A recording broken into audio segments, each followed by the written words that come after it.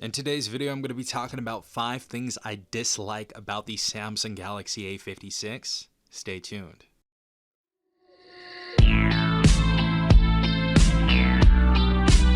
Alright everyone, hopefully you guys are having a good day. Hopefully everyone is safe out there. I've had this device for well over a month now, and there are absolutely some things I dislike about this phone.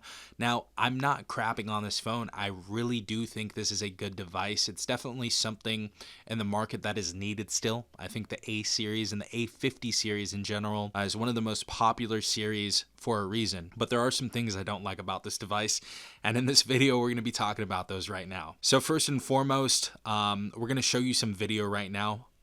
The stuttering in the 1080p 30 fps and 4K 30 fps really is something that annoyed me. At first I thought it was something that I was just seeing on the camera when I was shooting the video, but we definitely need some sort of improvement from here on out, because we're kind of closing the gap between mid-range and flagship devices, and flagship video recording is so high right now that we should have something that would be comparable to like the Galaxy S21 or the S22, and it's really still not there. It's really poor quality, to be quite honest, and this is something that I was hoping was going to change for years and years and years.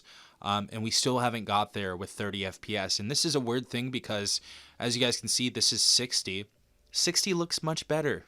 Look at that. 60 FPS is fine on here. And the Galaxy A56 is using a Sony sensor. It's not like they're using some random sensor. So I'm hoping this is something that can be solved with an update. But yeah, definitely something I don't like about this device. I really feel like there's many other devices out there that have a much better 1080 30 frames per second video, and especially in a time like this where everybody is creating content on the internet, whether it's for a business or a brand or something like that. I feel like mid-range phones should definitely be able to, put their hand in the game with that type of stuff, and I feel like video should be a little bit better, to be quite honest. Next reason I dislike the A56 has to be the retail price on this device.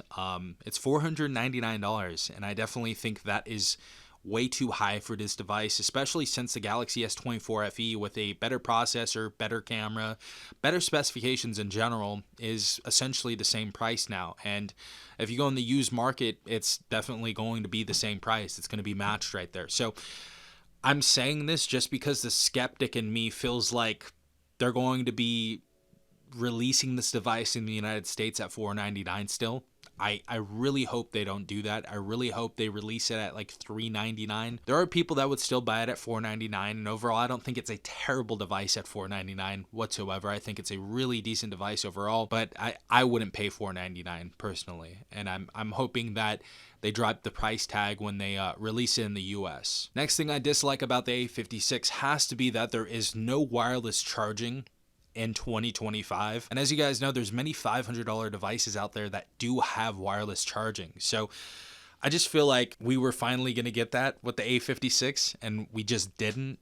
So that's something that I don't like. I was hoping even like reverse wireless charging, we were going to finally get that on the A56. I guess I'm keeping my hopes a little too high. But yeah, I just feel like this should have wireless charging. I don't know why it doesn't. It's 2025. It's a $500 phone. I feel like this definitely should have wireless charging. I don't know. Am I crazy? Let me know in the comment section down below. I feel like this device should finally have wireless charging, right? Next up, and this is a really big thing for a lot of people, considering that the A26 got this, but the A56 didn't.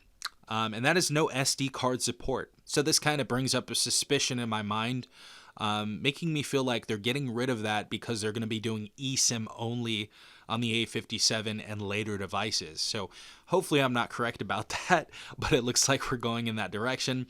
Yeah, no SD card slot. So we just have our SIM slot right there. We cannot expand storage. And it sucks because a lower end phone like the A26 had this. And this is definitely a feature that a lot of people want.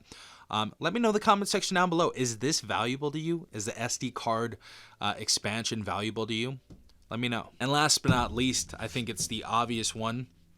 No charger inside the box. As you can see, the thinness of this box disappoints.